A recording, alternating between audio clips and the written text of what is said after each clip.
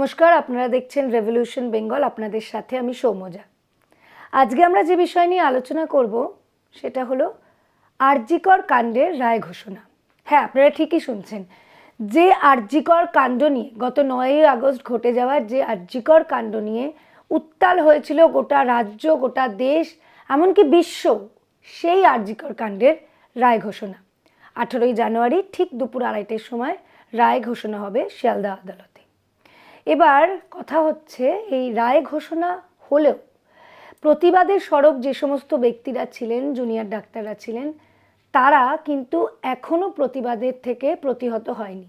কেন হয়নি না, এখনও কিন্তু বহু প্রশ্নের উত্তর আমরা পাইনি। যাকে অভিযুক্ত করা হয়েছিল, অভিযুক্ত সঞ্জয় রায়, সে একজনই এখনও গ্রেপ্তার হয়েছে। এছাড়াও রয়েছে বিভিন্ন রকম প্রশ্ন যার কোনো সদুত্তর কিন্তু আমরা পাইনি। এবার কথা হচ্ছে, আরজিকর কাণ্ডের প্রতিবাদে সামিল হয়েছিল গোটা রাজ্য, গোটা দেশ, এবং তার সাথে সামিল হয়েছিল কিছু শিল্পীও। শিল্পী মহলেরও একাংশ কিন্তু এই প্রতিবাদের সরব হয়েছিল। কেন আমরা সেই শিল্পীদের কথা বলছি আজকে? না, সরকারের তরফের কিছু মুখপাত্র, কিছু ব্যক্তি, তারা কিন্তু একদম খোলাখুলিভাবে বলছে, যারা আরজিকর কাণ্ডের প্রতিবাদে যে সমস্ত শিল্পীরা সরব হয়েছিল তাদেরকে সরকারের তরফের কোনো অনুষ্ঠানে যেন না ডাকা হয়। কেন এমনটা হবে?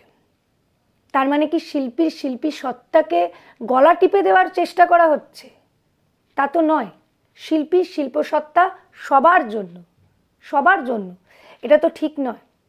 এবার এই শিল্পীদের পাশে দাঁড়িয়ে বামপন্থী নেতা শতরূপ ঘোষ কিন্তু সবাইকে আহ্বান জানিয়েছে যে এদের পাশে থাকার জন্য। কারণ শিল্প তো সবার জন্য। আপনার আমাদের সবার শিল্পকে গ্রহণ করার অধিকার আছে। শিল্পীর তো কোনো দল হয় না, কোনো পলিটিক্স, কোনো পার্টি দিয়ে তো শিল্পসত্তাকে আটকানো যায় না। তাই বামপন্থী নেতা শতরূপ ঘোষ সকলকে আহ্বান জানিয়ে এক সভা থেকে বলেছেন যে আমাদের উচিত আরও বেশি বেশি করে এদের পাশে থাকা, এদের রুজির কথা চিন্তা করার দায়িত্বও কিন্তু আমাদের নিতে হবে। আমাদের বলতে তিনি কিন্তু শুধু বামপন্থী দলকে বোঝায়নি, আমাদের বলতে তিনি নাগরিক সমাজকেও বুঝিয়েছে। সে যে দলেরই সে সমর্থক হোক না কেন, শিল্পীর প্রিয় শিল্পী তো কোনো দলের হয় না, তাই না? একজন শিল্পীকে বামপন্থী যারা সমর্থক তারও পছন্দ হতে পারে, তৃণমূল সমর্থক যারা তাদেরও পছন্দ হতে পারে, বিজেপির যারা সমর্থক তাদেরও পছন্দ হতে হবে।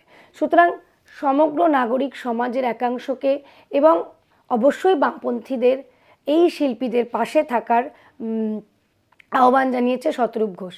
এবার উনি কি বলেছেন চলুন শুনে নেওয়া যাক। ওরা বুঝে গেছে ধর্ষণ করে, খুন করে আমরা ভোটে জিততে সক্ষম, তারপরও আমরা বাই ইলেকশন জিতেছি। অতএব এবার আয় তোকে দেখে নি। এত বড় সাহস! বলেছিলিস ধর্ষকের শাস্তি চাই, বিচার চাই। আরজিকর সহ সরকারি হাসপাতালে কোটি কোটি কোটি টাকার দুর্নীতি, যা মেয়েটা জেনে ফেলেছিল বলে ওর মুখ বন্ধ করে দেওয়া হয়েছিল, সেই দুর্নীতিকে দিনের আলোয় আনতে চাই। এবার আয় তোদের বুঝে নিচ্ছি, তোদেরকে কিরম ভাবে হাতে মারতে হবে। আপনাদের সবার কাছে আবেদন করছি, দূর থেকে যারা আমাদের কথা শুনছে, যেখানে খালি আমাদের বামপন্থী মানুষ তো বটেই। দেখুন, আমরা কখনো এটা মনে করি না যে সিপিআইএম পৃথিবীর একমাত্র ভালো দল। আমাদের পার্টির বাইরেও বহু মানুষ আছেন যারা ভালো মানুষ। হয়তো কেউ দুটো প্রশ্নে আমাদের সাথে তাদের মত মেলে নিয়ে রাখে, হয়তো কেউ আমাদের বিরোধী, কেউ কোনো প্রশ্নে আমাদের সমর্থন করেন, কেউ কোনো প্রশ্নে আমাদের সমর্থন করেন না। কিন্তু তারাও প্রগতিশীল মানুষ, তারা শুভ চিন্তাশীল মানুষ, তারা মানুষের ভালো চান। আপনাদের সবার কাছে আমরা আবেদন করছি, আসুন আমরা সবাই মিলে ওদের এই চ্যালেঞ্জকে আমরা গ্রহণ করি।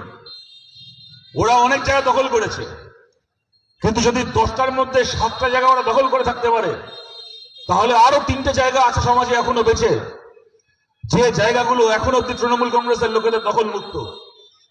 কিছু পাড়ার ক্লাব আছে যেখানে তৃণমূলের কথায় চলে না এরকম মানুষজন সেই ক্লাব চালান। 2-1টা স্টুডেন্টস ইউনিয়ন এখনো রয়েছে, যেগুলো বামপন্থী ছাত্র ফেডারেশন, এসএফআই থেকে শুরু করে বিভিন্ন প্রগতিশীল সংগঠন তাদের হাতে আছে। বহু স্কুল কলেজের অ্যালামনাই অ্যাসোসিয়েশন থেকে শুরু করে মানে সামাজিক সংগঠন থেকে শুরু করে সাংস্কৃতিক মঞ্চ রয়েছে, যেগুলো এখন অব্দি তৃণমূলের নিয়ন্ত্রণের বাইরে। সবার কাছে আবেদন করছি, যে শিল্পীরা সমাজের জন্য রাস্তায় নেমেছিলেন তাদেরকে বাঁচিয়ে রাখার দায়িত্ব সমাজকে নিতে হবে। তৃণমূল চায় ওদেরকে ভাতে মারতে, আর আমাদেরকে এই চ্যালেঞ্জ গ্রহণ করতে হবে। যতদিন আমরা বেঁচে আছি, মানুষের জন্য মুখ খোলা কোনো শিল্পীর থালায় ভাতের অভাব হবে না। যে সামাজিক সংগঠনগুলোতে এই আন্দোলনের প্রতি সহানুভূতিশীল মানুষজন রয়েছেন, সবার কাছে আমরা এই বার্তা দিতে চাই, যে শিল্পীদেরকে এরা বয়কট করবে বলছে আরো বেশি করে, সেই শিল্পীদেরকে সেই মঞ্চে জায়গা করে দেওয়া হোক।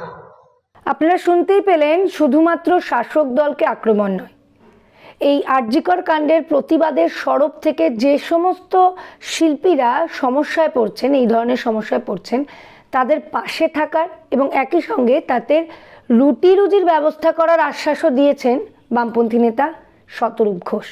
এবং এক্ষেত্রে তিনি নাগরিক সমাজকেও তার পাশে চেয়েছেন। তাই তিনি নাগরিক সমাজকেও আহ্বান জানিয়েছেন এই যে উদ্যোগ, এই উদ্যোগে পাশে থাকার জন্য। রাস্তায় নামার আগে দুবার ভাবে যে না বাবা কি দরকার আমার, তারপরে আমার প্রোগ্রাম বাতিল হয়ে যাবে, তারপর আমার ভাত কাপড়ের অভাব হবে, আমার পেটে লাথি পড়বে, এই ভেবে যেন তিনি বাড়িতে বসে যান। এই ভয়টা ওরা দেখাতে চায়। যদি ওরা এই ভয়টা দেখাতে পারে, তাহলে ক্ষতি ওই একজন দুজন শিল্পীর নয়, আমাদের সবার ক্ষতি, গোটা সমাজের ক্ষতি। ওরা যেন ওদের এই চেষ্টায় সফল না হয়। সবার কাছে আবেদন থাকলো, আরজিকরের ঘটনার প্রতিবাদ যারা করেছিলেন, তিনি যদি সিপিএম এর সমর্থক নাও হন, তিনি যদি আর 5টা প্রশ্নে আমাদের বিরোধীও হয়ে থাকেন, তবু তিনি আমাদের বন্ধু। তার পাশে থাকার দায়িত্ব আমাদের।